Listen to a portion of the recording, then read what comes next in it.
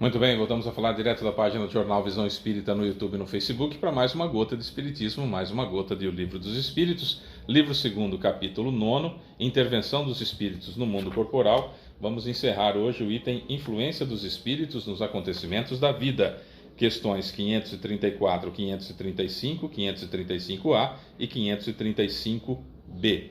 Como eu falo todo encerramento de item, vamos encerrar as perguntas, não esgotar o assunto, porque não tenho capacidade nem evolução para isso, né? Então vamos lá, compartilhe, comente, curta, porque assim o Facebook, o YouTube divulgam, sugerem esse vídeo para outras pessoas e pode ser útil, você ajuda a divulgar a doutrina espírita. Vamos lá. 534. Quando obstáculos parecem vir fatalmente opor-se aos nossos projetos, seria por influência de algum espírito? Aquilo não deu certo. Eu estava planejando, tinha feito todos os planos direitinho e aí não deu certo. Seria por influência dos espíritos? Resposta: algumas vezes são os espíritos, outras vezes, e o mais comumente, sois vós que não vos empenhais o bastante. A posição e o caráter influem muito. Se vos obstinais num caminho que não é o vosso, os espíritos nada têm a ver com isso. Vós sois vosso próprio gênio mau.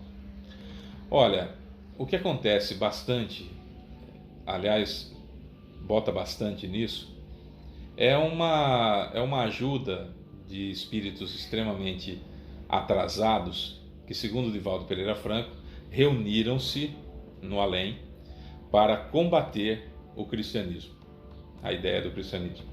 A explicação é muito ampla, muito grande, mas são inimigos entre eles que se uniram por um inimigo comum, que seria o cristianismo, para tentar de alguma forma atrasar ou impedir, o que seria impossível, mas eles são atrasados e não sabem disso, impedir a progressão do planeta de provas e expiações para a regeneração. São espíritos desencarnados, inimigos entre si, mas que se uniram para o inimigo comum, que seria o Cristo. Por que é que eles fizeram isso?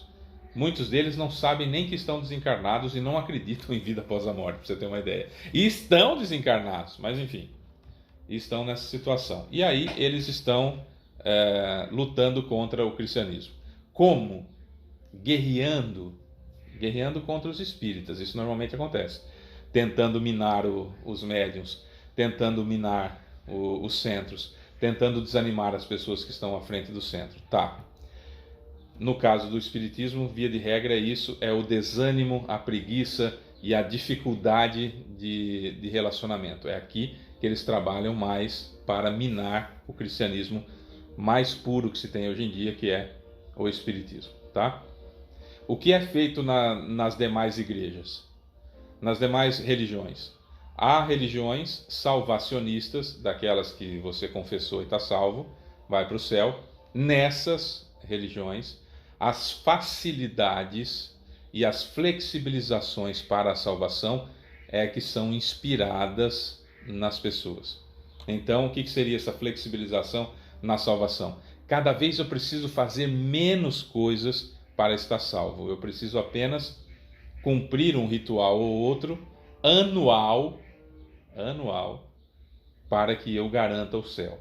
Claro que isso não existe, o céu não existe, não tem como garantir o céu, e as pessoas vão endividando-se cada vez mais e procrastinando a sua evolução, o que vai comprometer sobremaneira a sua evolução e o cumprimento do seu planejamento encarnatório. Porque eu ter preguiça de realizar o enfrentamento às minhas provas é responsabilidade minha. Eu ter preguiça de enfrentar as minhas provações, responsabilidade minha. Eu passar pelas expiações com subterfúgios de, aspas, auxílio de espíritos, ou do Espírito Santo, etc, etc, e não criando aversão aqui dentro, é o que mais os espíritos obsessores querem. Porque se eu passo pela expiação e não crio aversão aqui dentro, porque recebo facilidades, né, por parte deles, recebo facilidades e não crio aversão aqui dentro, eu não passo na prova. E não passando na prova, eu volto para o erro. Tenho que me arrepender de novo, tenho que expiar de novo, tenho que ser colocado à prova de novo, e já são dois para reparar: o erro primário e o erro do fracasso na prova. E assim sucessivamente, ou seja, vou me atrasando, vou descrendo na ideia crística, na ideia do Cristo. Outras religiões, as pentecostais, a ideia é de prosperidade. Quanto mais eu faço parte da igreja, quanto mais dinheiro eu dou para a igreja, quanto mais eu me afundo nessa rede, nessa teia de interesses mundanos, materiais, que sempre me coloca na ideia de que eu sou melhor do mundo, porque eu já aceitei Jesus, então não preciso nem mudar nada, e a prova de que eu estou com Jesus é que eu prospero, a prova de que Deus está comigo é porque tudo que acontece foi Deus que fez para mim. Sabe esse tipo de situação que a gente conhece muito? Deus pôs a mão, aconteceu um raio na casa do vizinho e explodiu a casa do vizinho e morreram 10 pessoas na casa do vizinho. Graças a Deus, Deus me protegeu, não foi na minha. Nossa, que Deus mais babaca, né? Ele protegeu você e matou 10 na casa do vizinho porque você é especial, você é extraordinário, porque você faz parte da religião A ou da religião B. Esse tipo de tolice exclusivista faz com que, evidentemente, se afaste essa pessoa de Jesus e do cristianismo.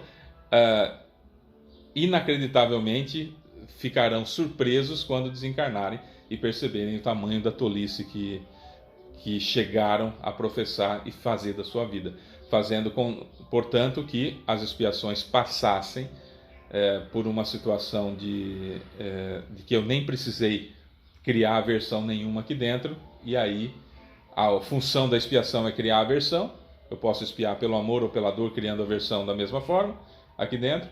Passo pelas expiações sem perceber, com auxílio, um trabalho gigantesco desses espíritos, desse grupo de espíritos que estão voltados contra o Cristo, fomentando cada vez mais o material dentro das igrejas que deveriam trazer para a gente o espiritual. Então esse é o trabalho, via de regra. É todo o trabalho resumir? Não resumi todo o trabalho, estou dando umas pinceladas acerca do trabalho desses espíritos obsessores, desses espíritos unidos contra o cristianismo. Materializar as igrejas, ou seja, o foco vai ser bens materiais e facilidades, né, que fazem com que as expiações não sejam sentidas, as provas a gente fracasse nelas pela soberba e pela vaidade de que eu sou melhor do mundo porque Deus me escolheu, então tudo de bom acontece comigo e com os outros acontece ruim porque Deus não gosta deles, né? A ideia do Deus bajulador, eu bajulo Deus e Ele me dá coisas. A ideia de facilidades para a redenção, facilidades para que eu esteja salvo e que ganhe o céu, que faz com que eu não lute, não melhore e não cresça, e com isso repita encarnações após encarnações, e no caso dos espíritas, tentando derrubar moralmente médios importantes, pessoas que são representativas da doutrina, e criando trincas morais nos centros espíritas através da vaidade. Quando então os centros espíritas começam a dar prioridade ao corpo físico e não à ideia de melhoramento, de crescimento, de evolução do ser espiritual, que é o que nós somos, trazendo estudos de qualidade. Então, quanto mais trincas morais houver nos centros espíritas, mais longe do Cristo, mais longe do cristianismo espíritas ficaremos. Certo? 535. Quando nos acontece alguma coisa boa, é o nosso espírito protetor que devemos agradecer? Resposta: agradecei primeiro e sobretudo a Deus, sem a permissão de quem nada se faz, pois os bons espíritos foram seus agentes, se fosse o caso. 535A. O que aconteceria se negligenciássemos o agradecimento? Não vou agradecer nada porque não fizeram mais que obrigação. Aconteceria o que acontece aos ingratos. Um dia a ficha cai, bem. E você vai perceber que a ingratidão é grave e dói no peito. 535b. Entretanto, não há pessoas que não oram nem agradecem e que tudo conseguem? Resposta: sim, mas é preciso ver o final. Elas pagarão bem caro por essa felicidade passageira que não merecem, pois quanto mais tiverem recebido, mais contas terão de prestar. Essa ideia de falta de responsabilidade é o que combatemos no Espiritismo com muita veemência e deve ser sempre o nosso objetivo, devemos sempre lembrar. Divaldo Pereira Franco sempre diz que um dos pilares do Espiritismo é que nós devemos sempre ter a ideia de que o Espiritismo matou a morte. Isso é verdade. Da reencarnação, que continuamos vivos. Esse é um foco que nós temos que ter sempre em mente o tempo todo. Que eu sou espírito, eu tenho um perispírito e tenho um corpo que é passageiro. E que não importa se dura 150 anos, aqui nunca chegou ninguém nessa idade, mas enfim, que dure 150 anos, vai acabar esse corpo físico e eu vou continuar existindo, porque já existia antes e vou continuar existindo depois do meu corpo físico. A vida é o que eu sou, é o que eu vivo espiritualmente. Aqui eu estou encarnado, estou usando uma roupa carnal. Então isso é um ponto extremamente importante. Outro ponto extremamente importante para que eu me identifique como espírita e principalmente que eu entenda o funcionamento do mundo é que, além de que eu não morro, eu sou imortal, eu sou infinito, tive um começo, mas não tenho fim, é que eu e mais ninguém sou o único responsável por tudo de bom ou de ruim que acontece na minha vida. Eu é que dei o primeiro passo, eu é que cometi os erros, eu é que fiz a coisa certa e por isso recebo a colheita daquilo que eu plantei. Então, o que nós tentamos de toda forma trazer para vocês nas Gotas de Espiritismo? Olha, aconteceu algo de bom para você, que a gente acabou de ler aqui. Então não é coisa da cabeça da gente, é coisa dos espíritos superiores e do próprio Jesus, que é o Espírito de verdade. Quando você faz o certo, você colhe o certo. Quando você faz o fácil, que é aquilo que você faz várias e várias encarnações, você colhe aquilo que você plantou. Fácil, errado, equívoco, seja lá o termo que se queira usar. Se eu ficar com essa ideia de terceirizar tudo, eu fico muito preguiçoso, muito vagabundo, e com isso eu não evoluo. Por exemplo, eu estou andando por um caminho e encontro uma nota de R$100 no chão. Ah, foi Deus que colocou essa nota de R$100 porque eu estou precisando. Ah, foram os espíritos superiores que colocaram essa nota de R$100 porque eu estou precisando. A menos que essa nota tenha sido materializada pelos espíritos, criada do nada pelos espíritos, essa nota saiu de alguém. Então vamos lá, pera lá. Essa nota saiu de alguém que, tendo muito dinheiro ou não tendo muito dinheiro, é dele. Então Deus não vai fazer essa situação, falar, não, isso aqui tem muito, eu vou tirar uma dele e vou jogar aqui para o Fábio achar. E ficou cercando todos os outros que poderiam passar pelo caminho antes de mim para que eu encontrasse. Olha o tamanho da tolice, o tamanho da importância que eu quero me dar de que Deus fez todo esse movimento.